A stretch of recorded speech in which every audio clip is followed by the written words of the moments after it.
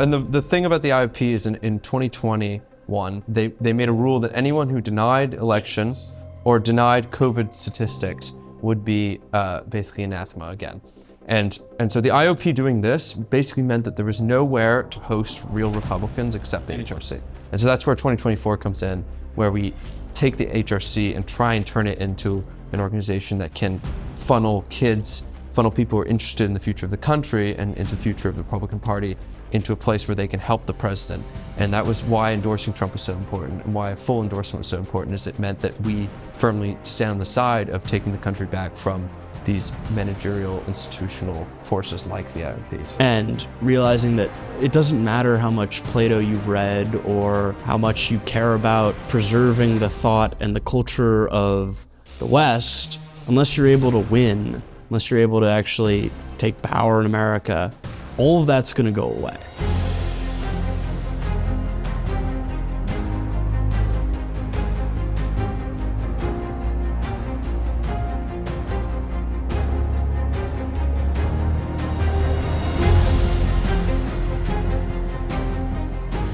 I'm joined today on the New Founding Podcast by Leo Koerner, the president of the Harvard Republican Club.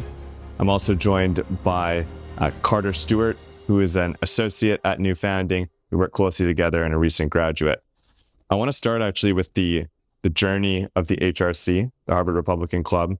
Back in 2016, in Trump's first bid for president, the Harvard Republican Club did not endorse him. In 2020, there was a little bit more ambiguity, and you can talk us through that.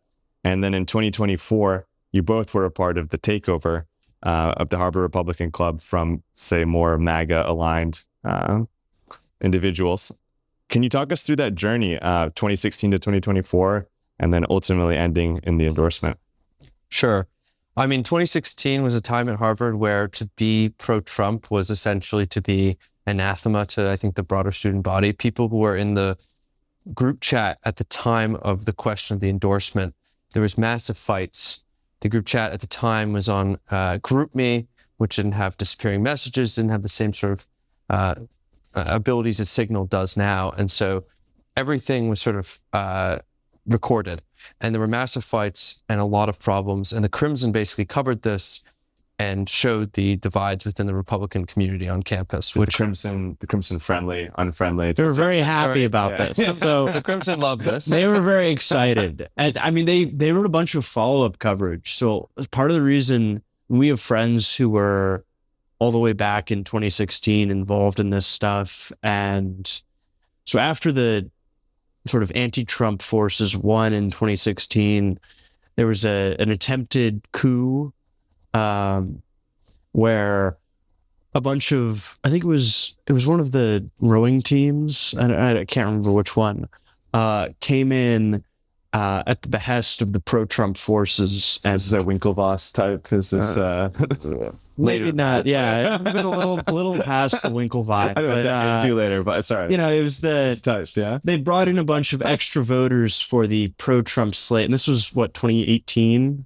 Yeah, and the pro-Trump people won, and the anti-Trump people came back and said the election was stolen.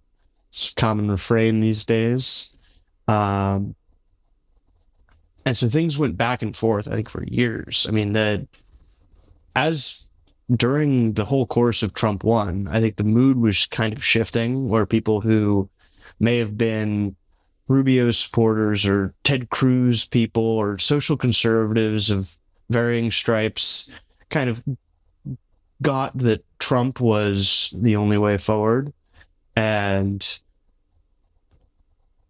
by 2020, there was a solid faction within the HRC that really supported the president. Yeah. And the election is in a month or two. The HRC comes around and they give a qualified endorsement, essentially saying Trump is the candidate we endorse, but we acknowledge these faults of his. And this is 2020. This is 2020. Yeah. And so these faults obviously are listed, which is not something I think the left would ever do. They would not list the faults of their candidate when they're endorsing a candidate. It's a classic, I think, move of a conservative in this era to What sort of faults did they list back in 2020? His attitude towards his personal life, his policies on Tariffs. this and this.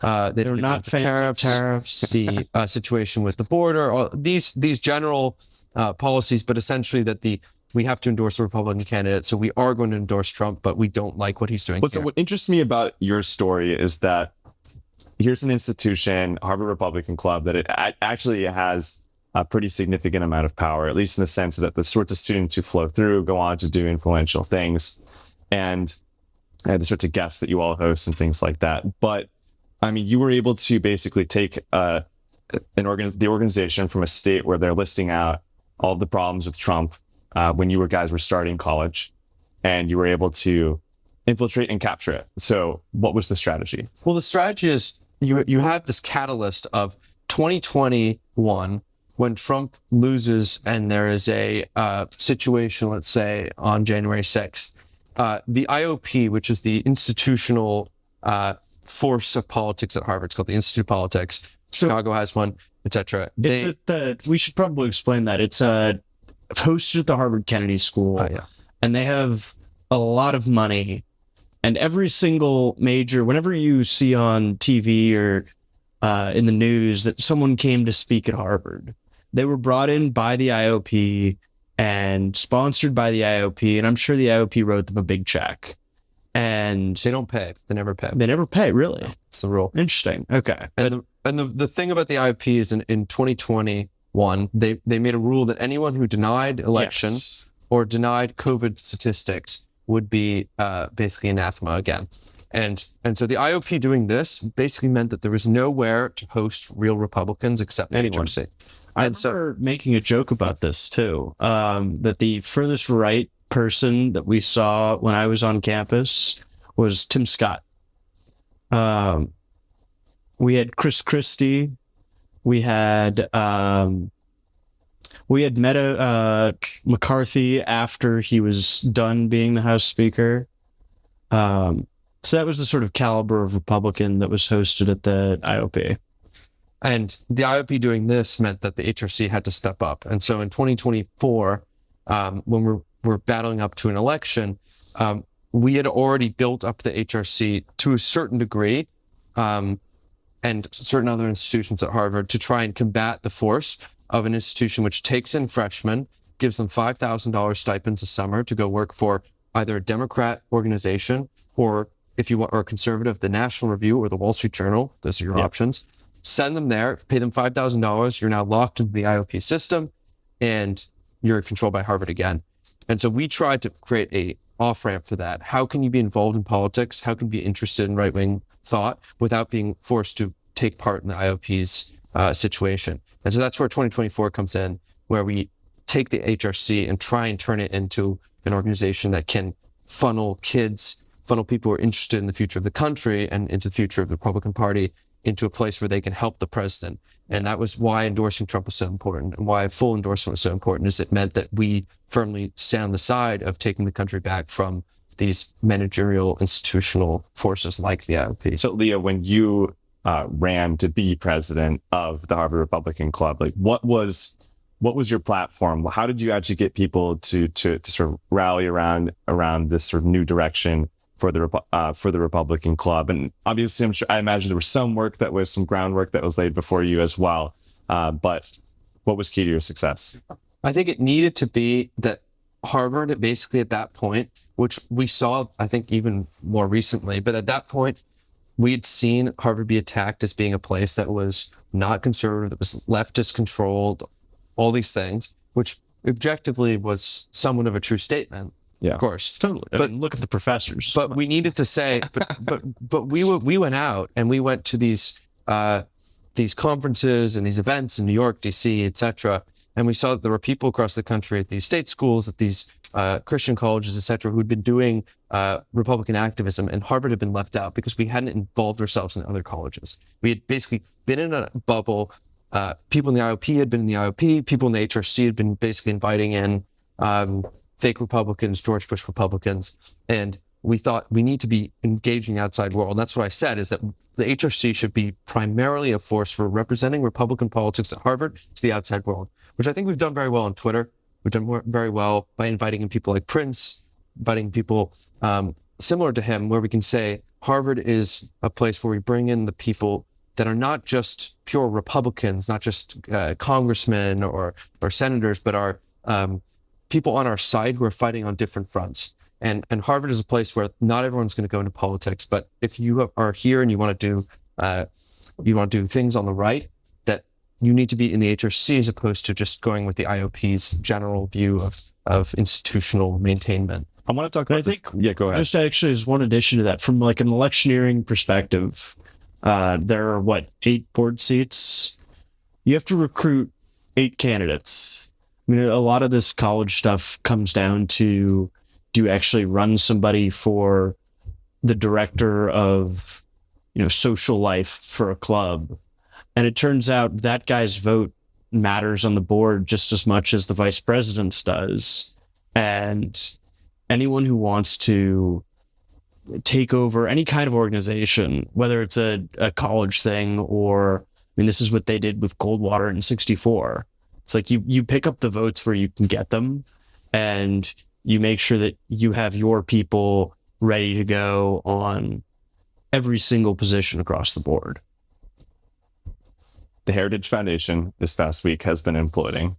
There was also a story, and maybe the events at Heritage sort of provided cover perhaps for it in some ways, but the Salient is also imploding sort of along similar lines. It's a factional fight, let's say, between the neocons and sort of other parts of and the parts of the new right.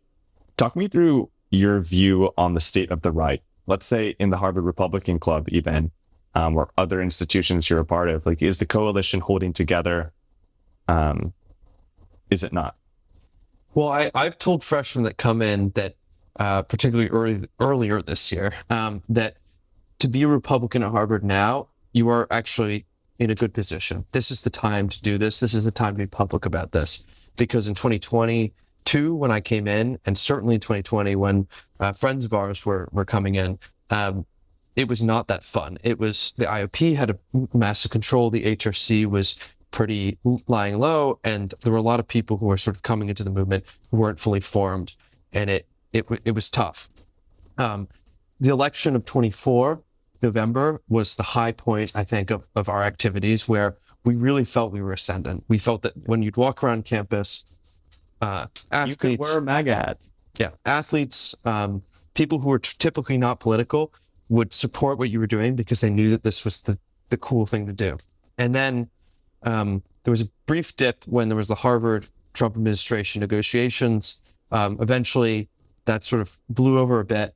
And I think right now, though, we're in a really deeply interesting spot where on campus, the students aren't paying attention to this, but the national front is paying attention. And the Salient, this implosion, and their sort of free speech question has been, let's say, a bit blown up over proportion, I think. And let's just say also to clarify, I didn't say this up front. So the Salient is one of the conservative papers on campus, sort of analogous like Stanford Review or something like that. So I can talk you through this a little bit. So the Salient died in 2013, I want to say. I might be wrong on the exact date, but it went under.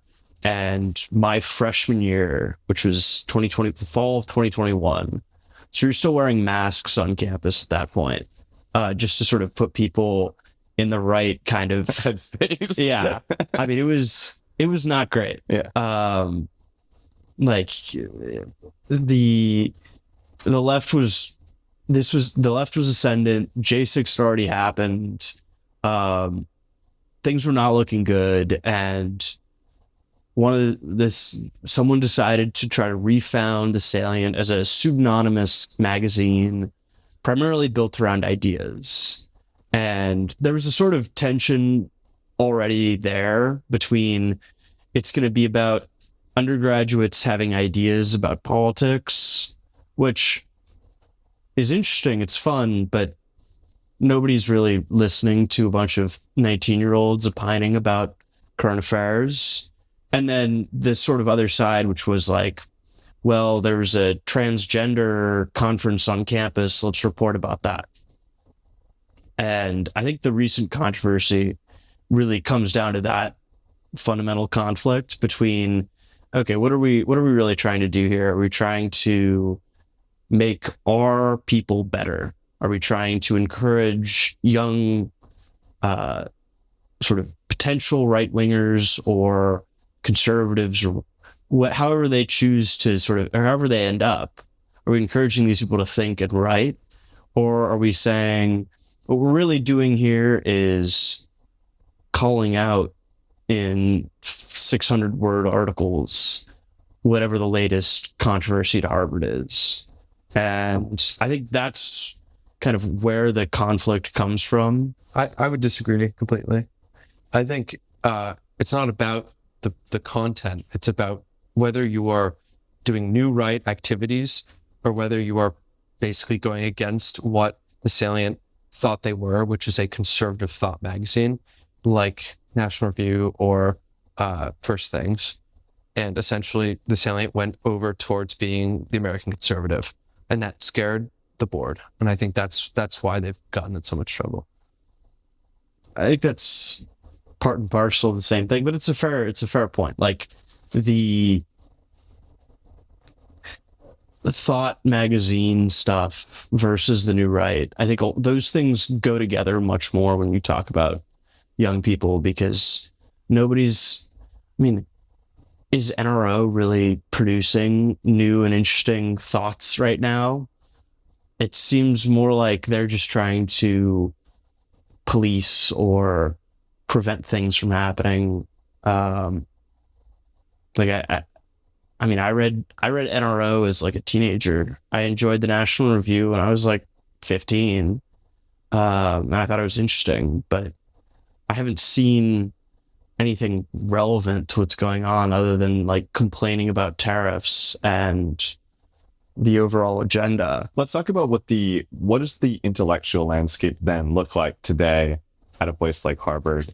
Let's say maybe the National Review is out. What is in right now? Well, that's what's kind of exciting is while this meta politics is playing within the conservative organizations here, we still see certain things that are ascendant here. Yarvin came here last spring. That speaking event where he debated Daniel Allen, Freudian slip. Daniel Allen, future president of Harvard. Future president. That event was covered by the Massachusetts. Covered by the New York Times. Covered by the New York Times. Was an event that people have been speaking about. Passage Press helped put that on, and that type of event happens at Harvard because I think people still think that there's a conversation that's happening here, and here's a place that you want to do events. People still come to us and want to do events here because it's the place to get a message out. And so while there's certainly a sort of backlash against what wasn't totally ascendant new right, there is also at the same time a opening up of ideas of people that were not previously allowed to speak here. Steve Bannon spoke here. Amy Wax spoke here. There was no protests on them.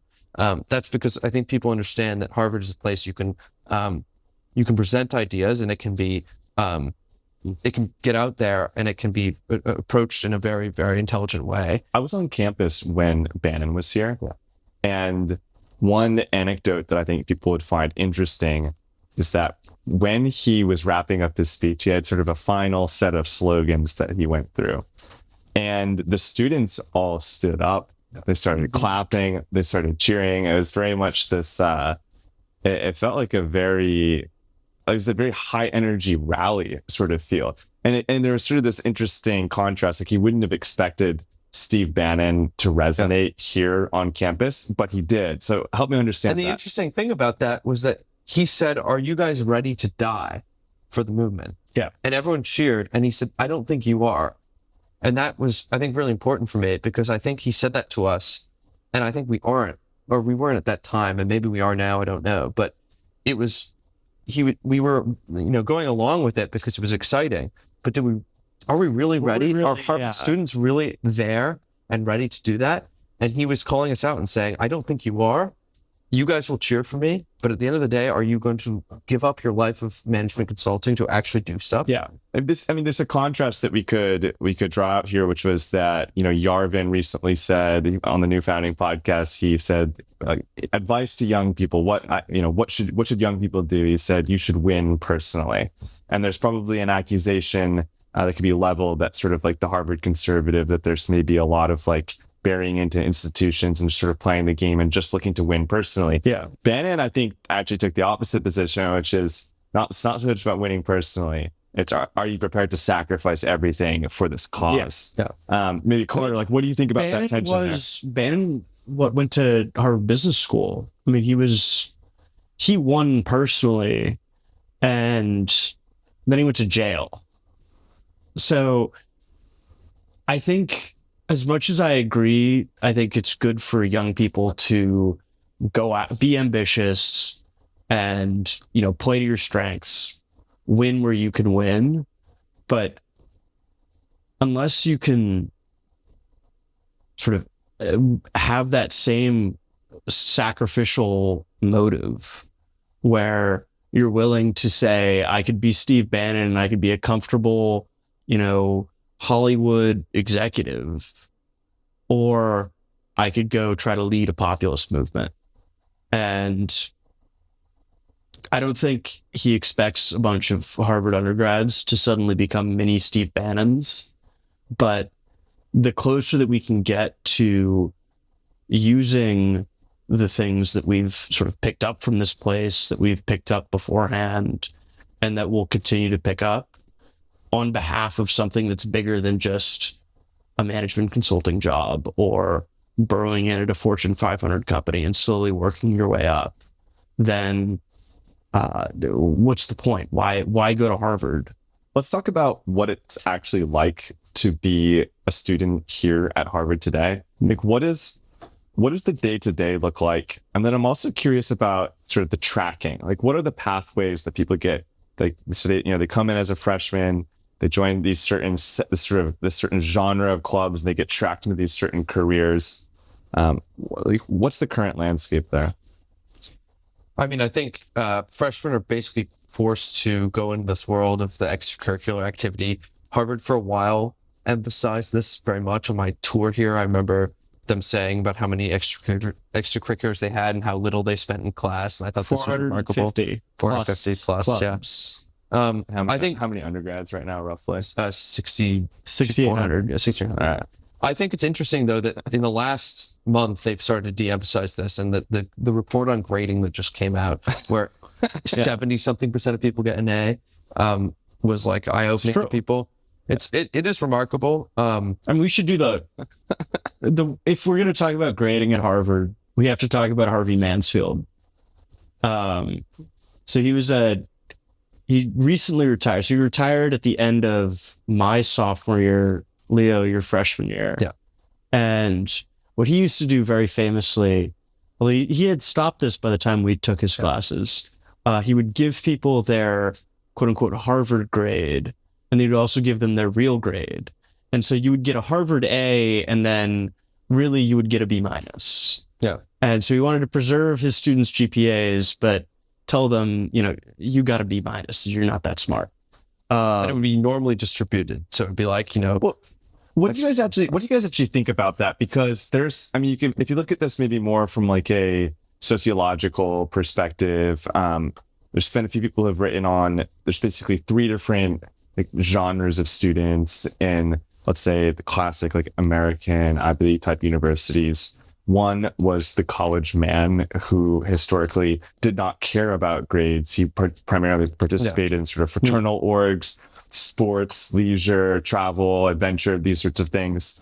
And then the category number two would be sort of the sort of the rebel type of voice. And these would have been like the activist student protesters. They would have gone into journalism, things like this. And then the third would be categorized as like the outsider grind. These today are generally like migrant or foreign student type populations. Sometimes people from sort of the lower classes who, let's say, feel more pressure to work harder to achieve the certain grade levels in order to then achieve success. So I guess like I'm curious, like do you actually care about the grade inflation and such? And I mean, my view tends to be that like all of the grading type stuff is just sort of Right. it's like a little beside the point. So it's like, well, I mean, the classes are not even where like a lot of the value comes in college and stuff. It would be fun to think that, and there's a good amount of LARP that can be done with the old Harvard thing. But Henry Adams famously didn't learn a single thing at Harvard, and he went off and became a professor because he learned everything in high school. He was fluent in Latin and Greek by the time he was 18. Yeah. I learned none of those. I took German in high school. I don't think I was even fluent by the end of it. And so we're living a different life. We're living a different life. And so Yeah. I actually do have respect for the classes. There are some classes here that I think are genuinely very good, that I go to every single one and I care about. Yeah. And there are classes like general education classes where you're doing projects that I did in 5th grade. And those ones I find I have less respect for. I once did a drawing assignment. I think you were in that Yes, class too, Ancient Greek right? Hero. Yeah. Yeah. I was. Greg This Knowles is is an amazing professor. the guy's brilliant. This is Remarkable incredible.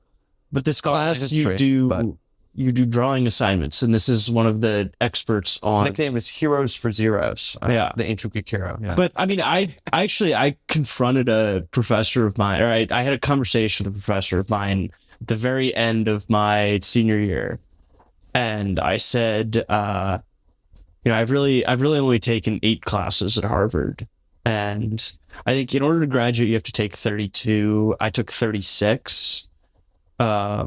Of all of those, 8, maybe 9 or 10 were real classes. And so those classes were extremely valuable. And that's entirely down to the professors. It's entirely down to the things that we read. It's entirely down to the things we learned. And I would rather have a lecture with readings assigned from someone like that than go to any other class in the country. Like, no other school is going to deliver that, but it's still only a fraction of your education here. And that's the real problem. Can we talk about I want to drill down deeper actually on the intellectual landscape, especially among conservatives. We talked about it. We sort of lightly touched on it, but I mean, my sense talking with people sort of our collective age is that there has been a real evolution. Many had sort of a libertarian phase of sorts that proceeded into sort of a more sort of typical conservative phase. You have your like the Catholic integralism type thing that sort of maybe peaked in like 2020 or something like that. I'm curious what else you think there, and then something new even has emerged after that. Like, is that assessment correct? Like, what are you seeing? What did you see across that time? And what is popular today, let's say, among conservatives here? I mean, yeah, I think institutionally, the integralism crowd in the 17 to maybe 22 era was very strong. I wasn't here at that time. I remember my political evolution started in 2012, I believe, or 2013 with Edward Snowden. Keep in mind, I'm in 2nd or 3rd grade, and Snowden came out, and that was the beginning. It was the U.S. government and Bush and Obama and all these people are sort of working against the U.S. citizen and spying on us. And I came out and thought, this is terrible. I said a New York Times alert. I'd read it every day. Where Snowden, he's in the airport at that point, he moves over. See, I was reading the Washington Post at that point. And I, yeah, well, all the way through different eras. Cambridge, Massachusetts. But I thought this is the issue that I care about, and so I wrote an essay. I remember in middle school about this and how Snowden was this issue of our time. And I think that informed me for a while that the system is sort of broken, and I think that's why the libertarian to new right move is not that hard to make. Is that it wasn't that I thought that the government was too big or some sort of ideological question. It was that there was a system that was working against the average American person. Yeah. That we were fighting for a cause of regime change abroad, for foreign influence, for domestic influence that was overpowering Brookings Institute, these think tanks. Yeah. And actually, anyone who supports the American citizen against these interests has my support. And so that it's a very easy change from libertarian to new right, is that you just understand that this is the same fight. It's the fight against what Yeah. is against my interests as an American citizen. That's interesting because I never really went through the libertarian phase because I was a true blue neocon from the age of 10. And what really sort of turned me around was my teachers.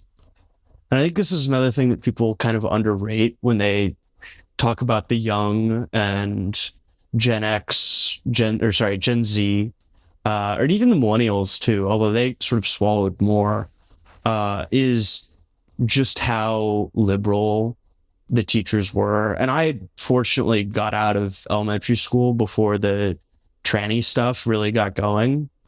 But even back then, like I remember the first time I really felt political was in the 5th or 6th grade when I had a history teacher who would consistently mock sort of the very basic conservative positions and being all excited about defending those.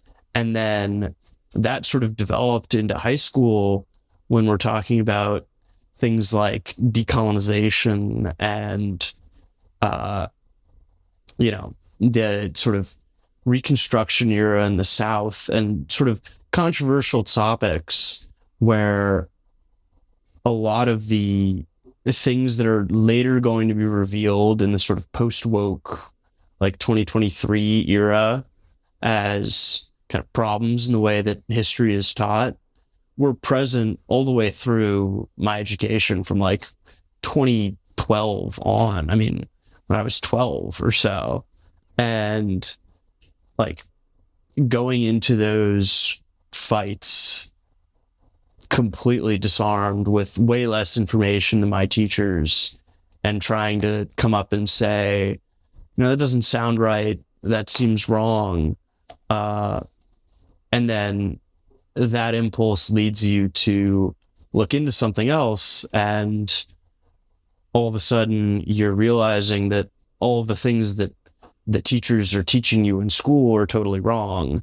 And maybe someone like, and again, this was in an earlier age, but the sort of post-liberals had an answer that seemed to be more in tune with what was true. And then, they stopped being able to respond to what was happening around the time I was a sophomore in college. And so you're left in the sort of Talk me through that. broader new what, right. What specifically were they not able to respond to? And I guess there is this sort of moment where the post-liberal crowd, let's say their dominance sort of faded. Like, what was it that led to that?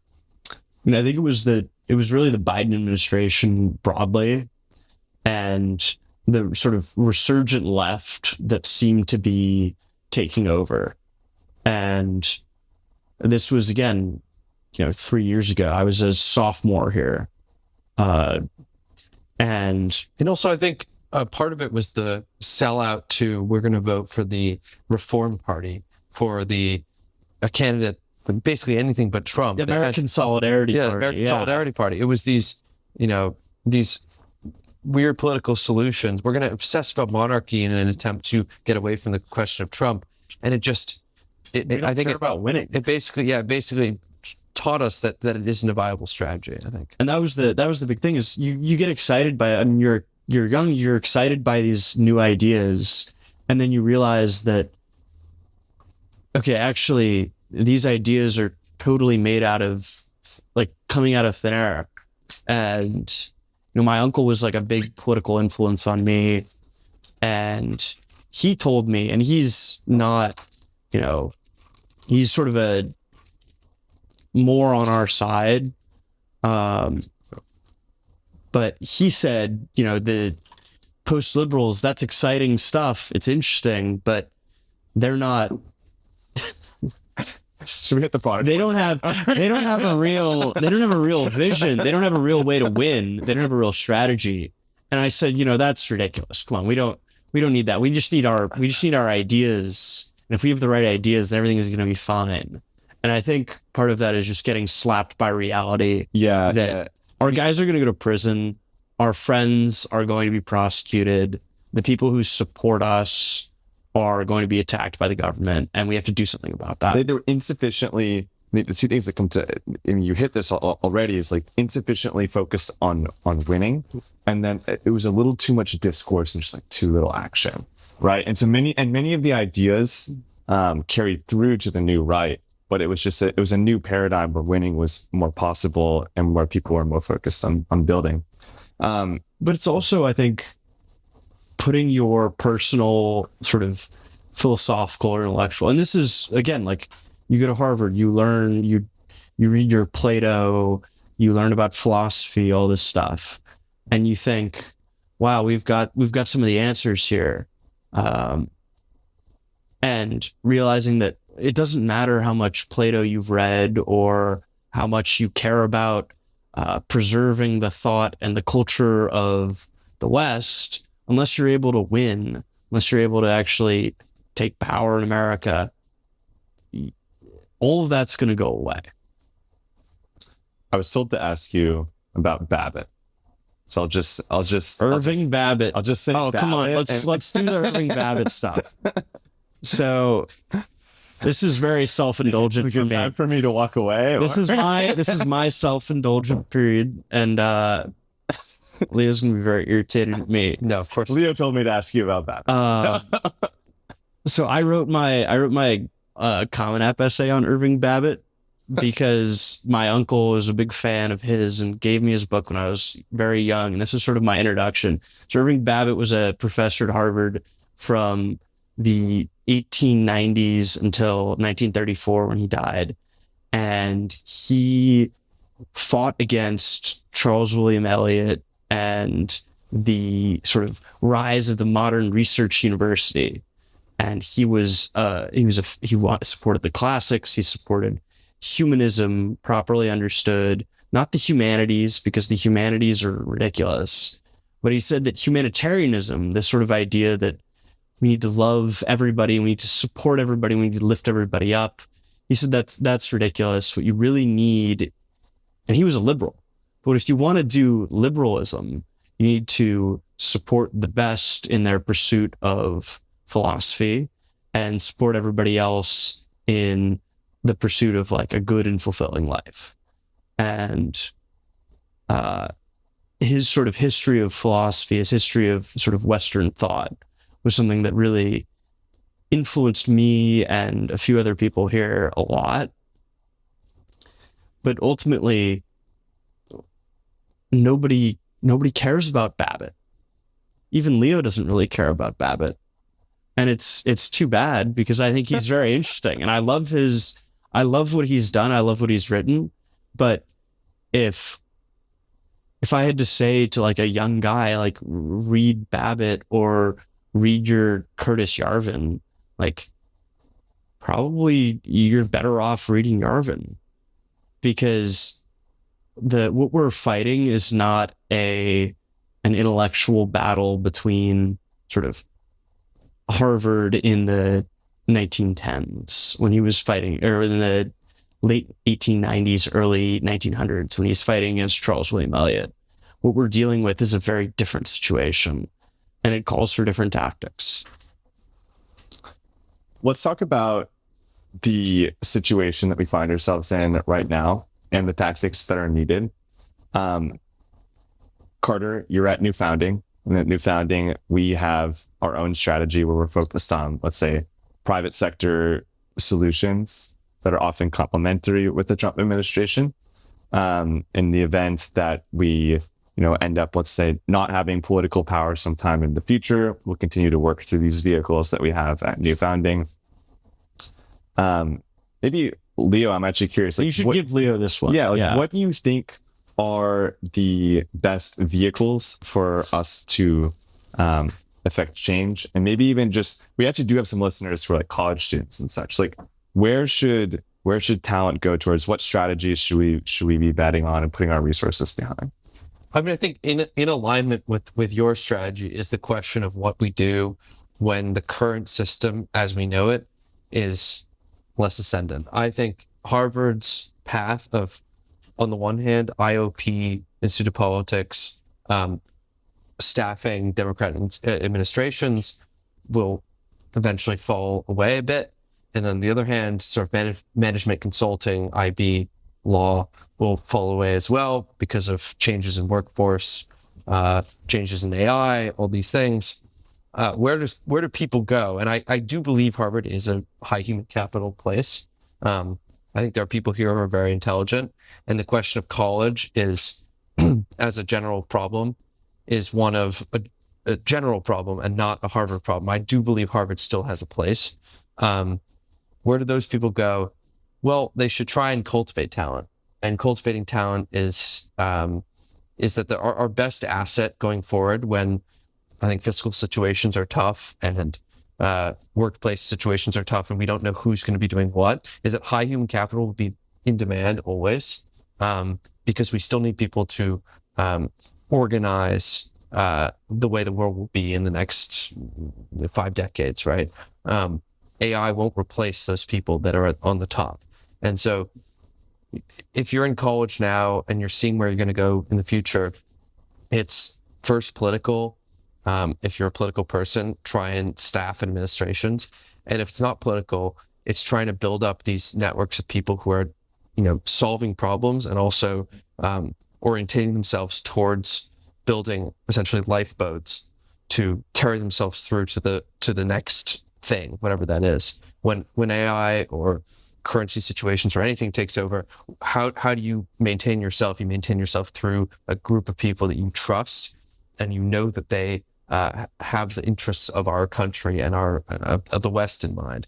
And I think that's where things will go. And so ultimately it's building up these relationships, and that college there's no better place to do it than college. Right? Leo, there's a divide, I would say, on the right in terms of advice to young people. On the one hand, you have the boomers, you have, and it's a trope essentially. We love the boomers. We love the boomers, but we wish they would love us a little more. Yeah. They would essentially say that, learn a trade, do something practical. If you're going to go to college, they'll often even encourage practicality there, like counting, engineering, even computer science, things like this. My dad wanted me to be a statistics major. Concentrator. Yeah. And look at you now.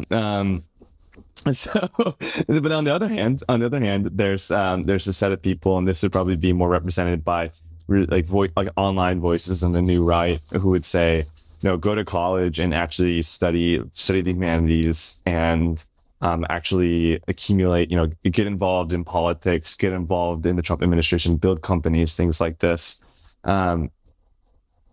What do you think about that debate? Like, I mean, I suspect I know where you fall, but like, talk me through sort of some of your thinking related to that.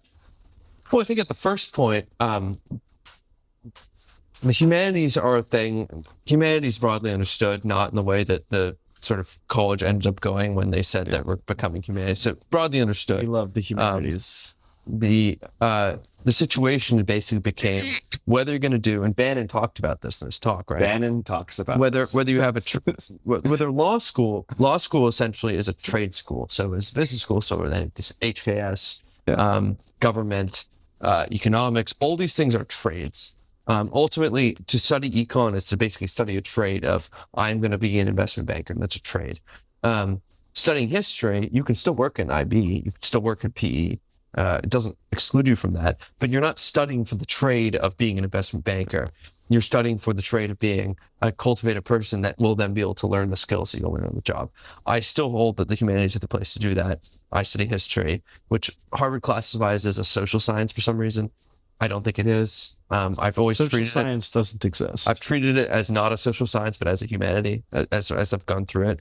But I think that essentially we've been proven by this writing situation where you go on Twitter and you can tell immediately whether something is AI. I mean, it's very obvious. AI writing is incredibly obvious across all platforms, websites, any sort of, particularly there was recently in Germany, Die Linke, which is a left-wing party in Austria, I think as well, wrote a brief on like the tech right in the US. And it was analyzing the connections between various people in the tech right. And one of the pages was, the end page, was about what we do. it was all AI, and you could tell it immediately. You could tell they used AI to write this thing, which is so ironic based on the fact that, Altman and these people were mentioned. And so that, I think, is where the humanities comes in, is that you need to be able to write, analyze material. And if you're in a place where you're around high human capital, you're also absorbing other people's analysis. I think Harvard, frankly, has had some issues in recent years in attracting good talent on the professor side, though I do think we still have very good professors here. But if you can learn the trade of being a well-rounded Western man, you have a lot of options going forward, because you can use that as a sort of Swiss Army knife across all divisions, as opposed to studying the trade of econ, gov, etc. The one area where this doesn't apply is engineering. True. But because engineers are, credit to them, they know their stuff. Yeah, but I think the people in the startup world who say that college is fake, they're talking about engineers, and they know that those engineers can learn their craft in a startup or learn their craft in a business area. You don't need to go to college for that, probably. Yeah, I mean, I don't think the Romans were building aqueducts with college-educated engineers. That's a bit of a throwaway line. Yeah, okay. But come on, you gotta get me in my fun a little bit. Let's go back to the Yarvin Professor Allen debate. What was interesting to me about that debate was you had Passage Press was able to identify somebody at Harvard who was willing to represent the establishment position. The establishment position was in favor of democracy, right? Democratic theory. And I think she was the head of some sort of department of like democratic theory type stuff. It was one of these institutes that's raised a bunch of money. Excellent. And then they brought in an outsider, right? In this case, Curtis Yarvin, who leveled a critique of democracy. Of course, he also sort of levels a critique of any sort of like, republic or aristocracy or oligarchy, and recommends sort of more of a monarchical form of government. What was interesting to me about that debate was, one, that Professor Allen, when she showed up, it struck me that her tone was like a stump speech. Right, it's like she wasn't necessarily showing up there to represent like the intellectual position of sort of like democratic theory in like an extremely credible or academic way. It was a lot of slogans. It was a lot of like, justice through equity for strength type rhetoric. And I think that really played into the hand of the outsider Yarvin, who seemed, so he was sort of sharp. He was witty. He was charismatic and sort of transgressive in a number of different ways. So I don't know. I'm curious. Like, what was the campus reaction like coming out of that debate? I listened to it. I've always found Yarvin interesting, and I came away thinking like Yarvin probably won that debate. I thought. Like, what did you hear among students who went and attended? I don't know honestly if anyone won that debate, because I think that ultimately they both had their agendas, and those agendas were never going to converge. And they both argued probably pretty well for their points. She came off pretty preachy.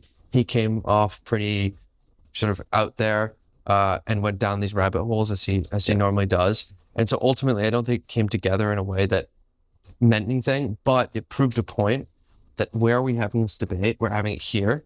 And this debate is something that I think 2 years ago never would have possibly happened. Yeah. And so what does that mean about Harvard? What does that mean about the university? And what does that mean about the country?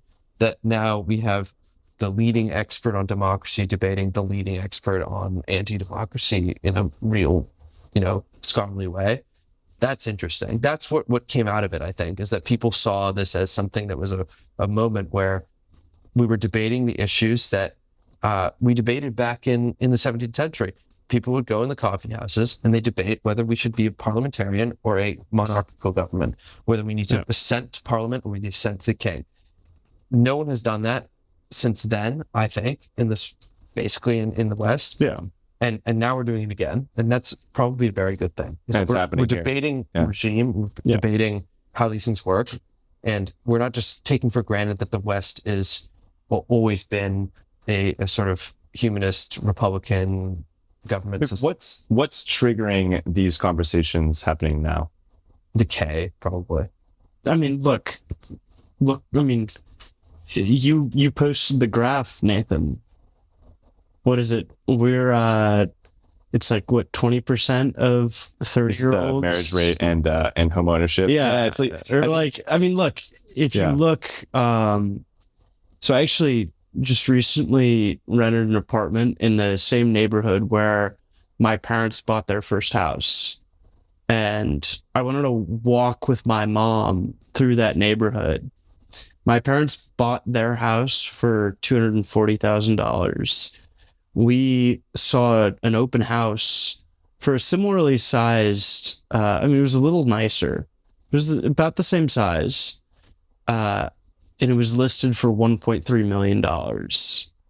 And so if that's what I have to do to buy a home, and if that's what the average American has to do to buy a home, why not be a communist and support Zoran Mamdani? Yeah. Like, Yes. why not be a crazy person on whatever side? Like, there's no, like, unless you can be a founder, or you have a great job in investment banking that you leverage into a private equity job, and by the time you're 30, you have enough money to afford a nice house in the suburbs. Like, what's keeping smart people from saying burn it all down? I mean, that's why did the French Revolution happen? Why did revolutions happen in general? It's because the sort of most competent people within a society don't see any opportunities for themselves within the current system. And this relates to the graph that I posted specifically, because what that shows is that basically from 1950 to today, the percent of 30-year-olds that are homeowners and also married, it goes from like 50% to like it's 15% or something like that, right? And so what that means is that, exactly as you described, the number of people who are, let's say, it's like fairly competent types who have let's say Harvard grads. Yeah, I mean, even people who are graduating from Harvard in my class, the class of 2025, how many of them do you think are going to be married and homeowners at age 30? What was the stat of class of 2025 people nationwide? More than 50% of them are still unemployed. Right? Yes, yeah. That was as of like 2 months ago. Yeah, which was it was like 4 or 5 months after graduation, right? And so things like that, I think definitely they've pushed more people, I think, to ask like new political questions, or they're like looking for new political and cultural solutions. Yeah. Well, I mean, of course. Look, if I was unemployed, I mean, I've got a buddy who is from, I grew up with him, and he moved to the suburbs of Chicago, went to Tulane, studied business, like pretty sharp guy. And he, after searching for a job for months, like found a job in Chattanooga, Tennessee. And so he's moved to Chattanooga. That's not the expected path for someone who's like growing up in nice suburbs in America. And that was the other stat. Yeah. Right? The Fortune 200 companies hired less than 5% white guys in the last 10 years. Yeah. Like, where are those guys going? They're going to lower sales jobs. They're going to service jobs. And meanwhile, you have an intense system of DEI on the other side. And so, Harvard is one thing, but across the country, people are demanding answers to this. And, my original answer to this, which is going back to the HRC stuff, is that I wanted the Republican Club to say, you feel like you don't have a place, go work for the government and go work for the admin, go put your mark on politics. And hopefully, that resonates with people. But if it doesn't, they still need a job. And hopefully things come around to the point where we understand that high human capital is worth it, and that these people are... why has America succeeded over the last 150 years? It's because we had an endless supply of smart people coming out of the Midwest, into the cities. I mean, like farm kids would grow up, they would maybe go to college, maybe not, and then they would go work at factories and invent things and start companies and build the economy. And we've totally, I mean, with the opioids and the total lack of opportunities, we've completely cut this off. Yes. I mean, a great example of this is actually Mark Andreessen, who is this sort of classic Midwestern kid who goes out to the West Coast and builds Andreessen Horowitz and built one of the great venture capital firms. And this is the history. I mean, it's the Wright brothers, like whoever whatever period. Yeah, I mean, John Deere, International Harvester. Yeah. But we completely gave up on that group. Actually, like Henry Ford. We are replacing them, I guess, with mass migration, the opioids, the offshoring of jobs. Irving Babbitt was from Ohio. Yes. Came to Harvard and he got into. I mean, he wasn't building a business, but he became a great American literary critic. How do you guys think about migration?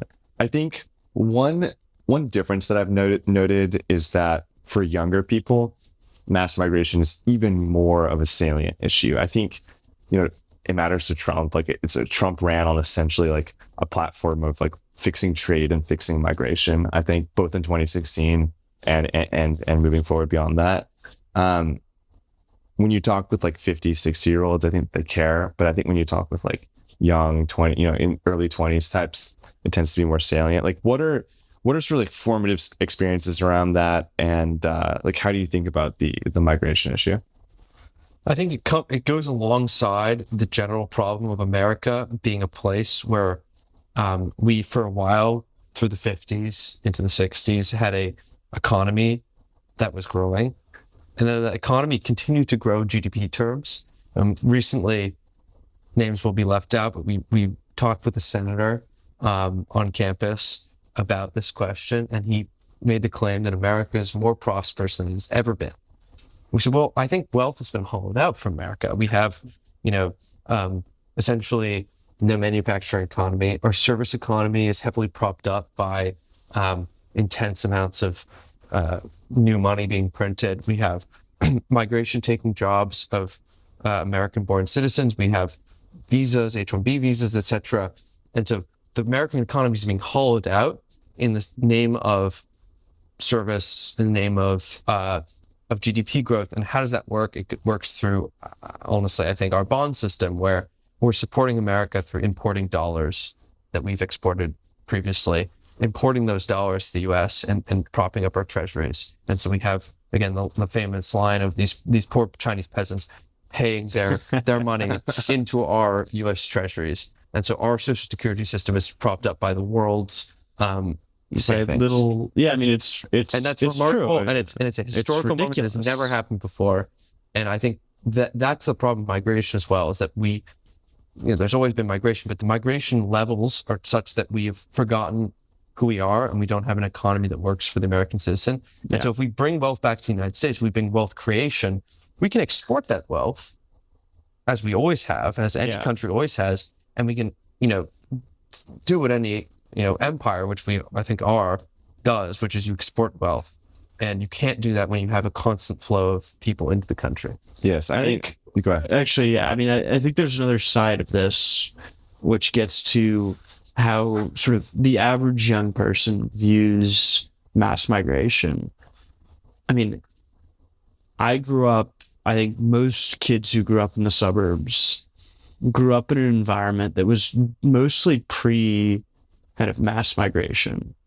Like there were people around who were not, like, their parents weren't from America, but it was a small portion of the kids that you interact with, and everybody was generally in the same kind of assimilated culture. And you don't have to actually deal with migration until you start thinking about getting a job, and then you realize you're competing against people you never expected to compete with. the life that was available very easily to your parents is not available to you.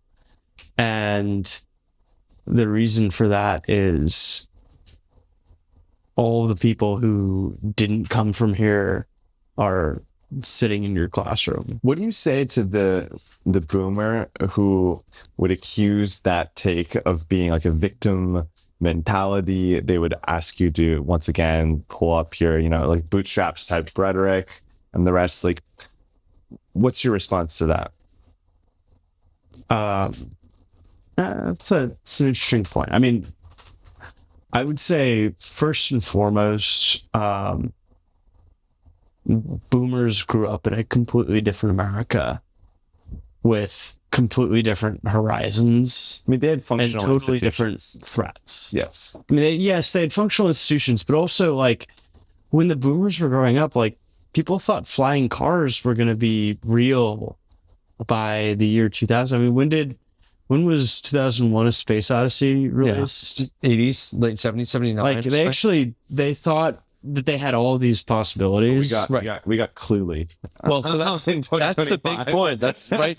Isn't that the big point about about our economy and our wealth hauling out? Is that while we've emphasized and we've gotten basically deliverance on the AI micro developments, we have iPhones that are smaller and there's better chips. We can now actually mine Bitcoin at better rates. We can make AI relatively interesting, yet at the same time we're sitting on trains that are 100 years old. And that's the classic macro micro tech point, where it's the physical, where we've had a massive development of micro tech and of these small developments that are not infrastructural, and then the infrastructure itself has been I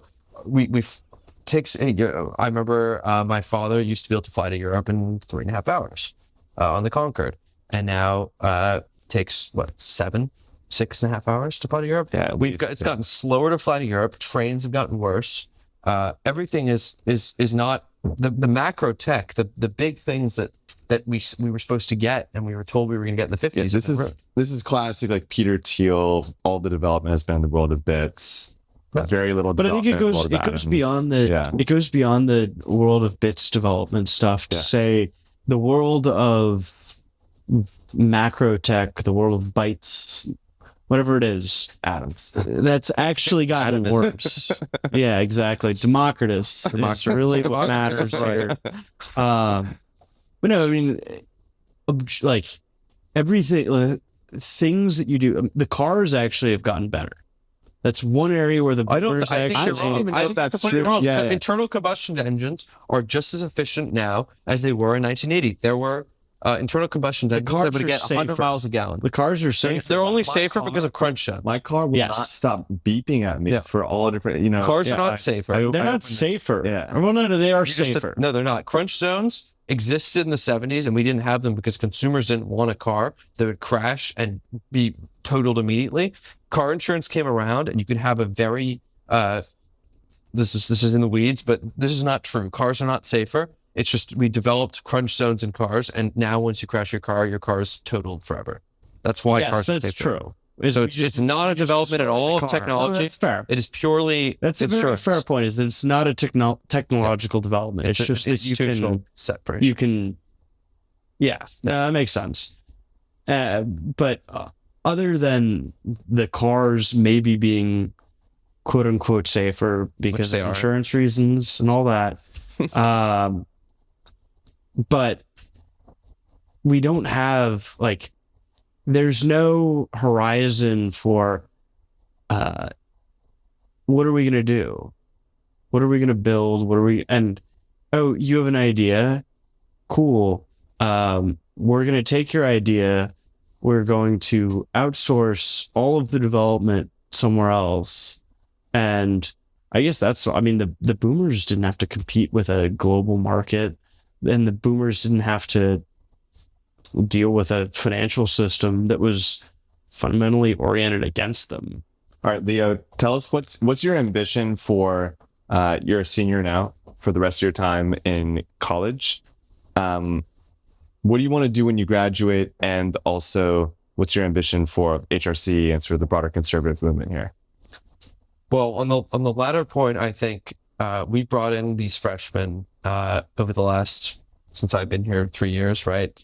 And I see that they come in and they are much better formed than I ever was on the issues and on the state of the party. They grew up in high school with COVID. They grew up, they were in middle school for COVID, but they grew up in high school with the same political situation that I went through in college. And so they come in and they're actually much better formed than I was or a lot of people before me.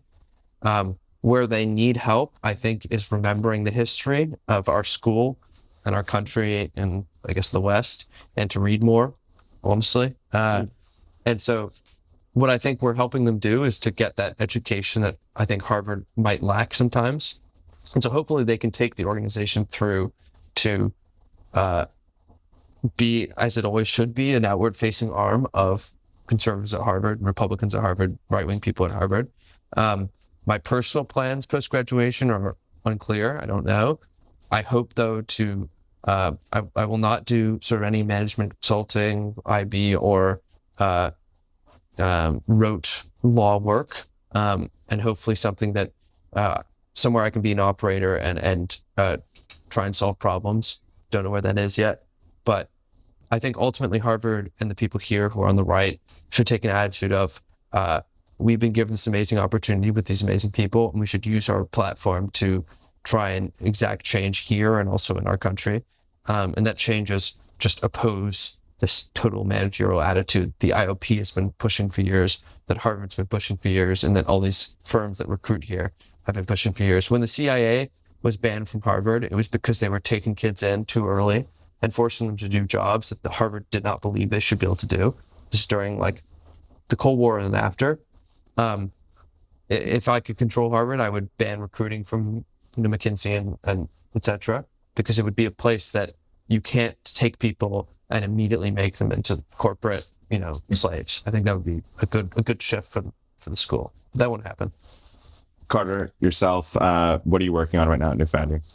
I mean, I think to keep things very broad, let's say, before you make announcements, what I think New Founding is built around is the idea that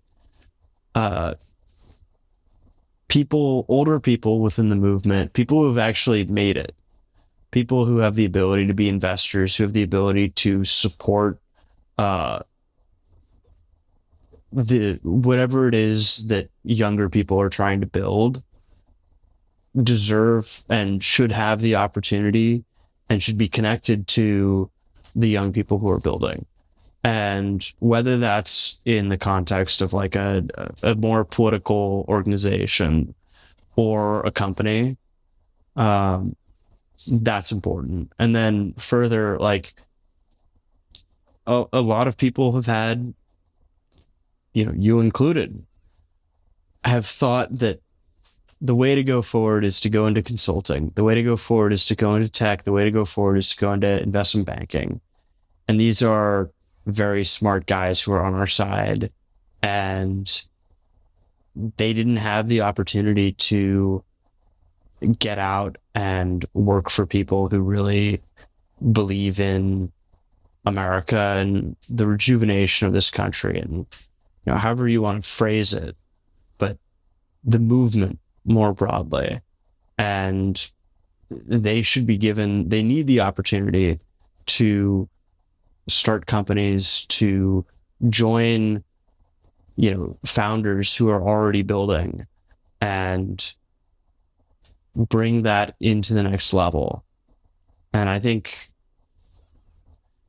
what if Harvard's taught me anything, then it did teach me that there are people who are coming out of this disastrous educational system and, basically disaster of a country that we have right now, who really want to fix things, really want to make things better, who have the capacity to do so, and who need support to make that happen. I'll push back on one thing.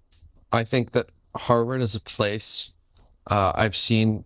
I mean, the elephant in the room is that the administration at Harvard at war, and over the past year, the subtle line is, how does the HRC support both the fact that we are at Harvard and we believe in this educational school that we're at, and also that we support the president. And that line, I think, is very easily trodden. Like, basically, we believe that Harvard should be improved and that pressure on the university is a good thing. But at the same time, I do believe ultimately that Harvard is one of the best educational institutions in this country. It is not lost. It is not a place that is done, but rather it needs to just be reformed. And it needs to be reformed in a way that we're teaching things that are useful, not in the plumbing way, not in the, you need to be an engineer, which, some people might need to be, but that there's a class on, Western art. There's a class on 19th century literature. Yeah, exactly. These basic things that I think have been lost in the way of targeted opportunity hiring and getting too specific in the grad student situation. So I will say I think Harvard is a great place, and it's not disastrous, but it needs to be reformed, and a bit of pressure is a good thing. All right, Leo Koerner and Carter Stewart, thank you. Thank you. Thanks for listening to this episode of the New Founding podcast. New Founding has become a rallying point for founders and investors who are taking serious bets in the face of a stagnant business culture. Our venture fund backs early-stage startups focused on critical civilizational problems. If you're interested in pitching your company or investing in our fund, check out newfounding.com/venture and follow the link to apply. You can also follow us on X @newfounding and @NAT Halberstadt, HALBERSTADT.